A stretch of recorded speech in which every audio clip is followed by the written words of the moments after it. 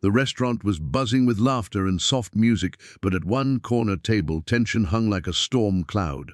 She sat with perfect poise, her designer dress catching the dim light, while across from her, a man in a plain shirt and worn-out jacket smiled nervously. He was a single dad, she learned, and instead of admiration, she felt disappointment. In her world of power and wealth, this was laughable, a blind date gone wrong. She let the words slip, mocking his life, his struggles.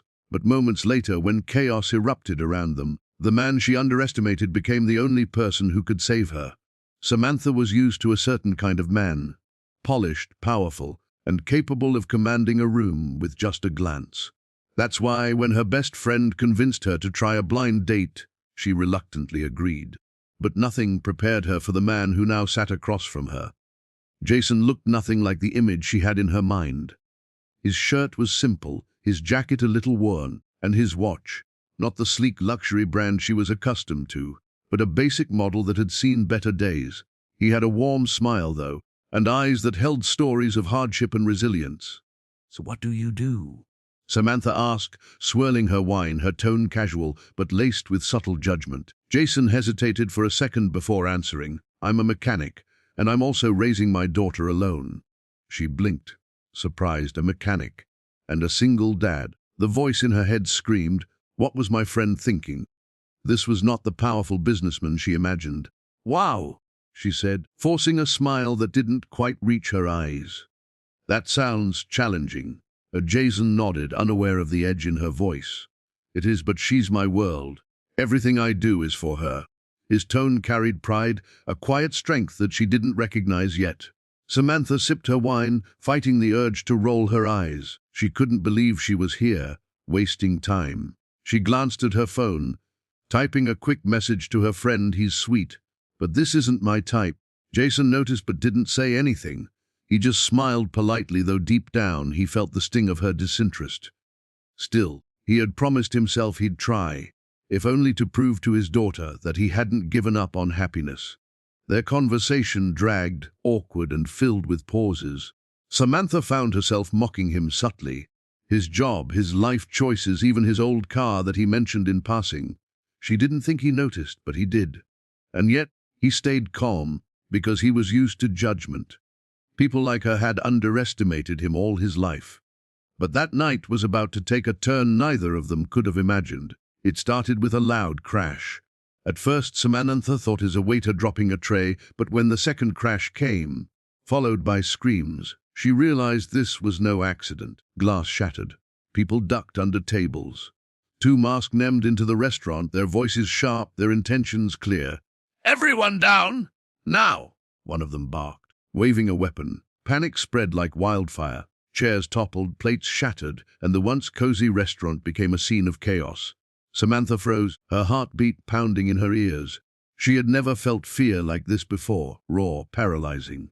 Jason moved before she could even process what was happening. In one swift motion, he grabbed her hand and pulled her down behind the table. His voice was calm but firm. "Stay low. Don't move." Her heart raced as he positioned himself between her and the attackers. She stared at him, shocked. A man she had mocked minutes ago now shielded her with his own body. The robbers began demanding valuables, shouting threats. Jason's mind worked quickly. He scanned the room, looking for exits, calculating risks. He had been in dangerous situations before.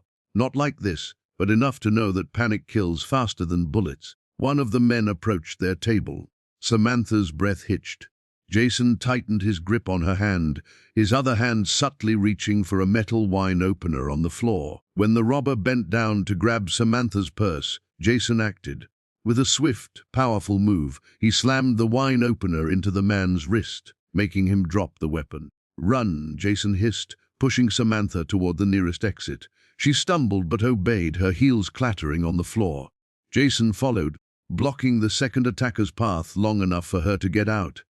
Outside, the night air hit her like a wave, but she didn't stop running until they reached a dark alley 2 blocks away. Her chest heaved, tears streaming down her cheeks, not from pain, but from something deeper. Guilt, shame, and something she didn't expect, admiration. Jason stood there, breathing hard, his shirt torn, a small cut on his arm. "Are you okay?" he asked. his voice steady despite everything. She nodded, unable to speak. The man she had dismissed, belittled, and judged without knowing, had just risked everything to protect her. The police arrived soon after, but the robbers were long gone. Samantha gave her statement, her hands still trembling. Jason stood nearby, speaking calmly to an officer, like a man who had seen worse and survived. When it was over, she walked up to him, her voice soft. "Jason, I thank you for what you did." He shrugged, as if it were nothing. "You don't have to thank me. I just did what anyone should do." But she knew better. Not everyone would risk their life for someone who treated them with disdain. Her chest tightened with the weight of her earlier words, her cruel laughter. She wanted to take them all back. "About before," she started, her voice breaking. "I was wrong. I misjudged you. I'm sorry." Jason gave her a small smile, but it didn't hide the hurt in his eyes. "You don't have to apologize. I'm used to it."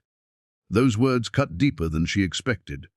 For the first time, she saw him, not as a mechanic or a single dad, but as a man who carried his battles silently with dignity.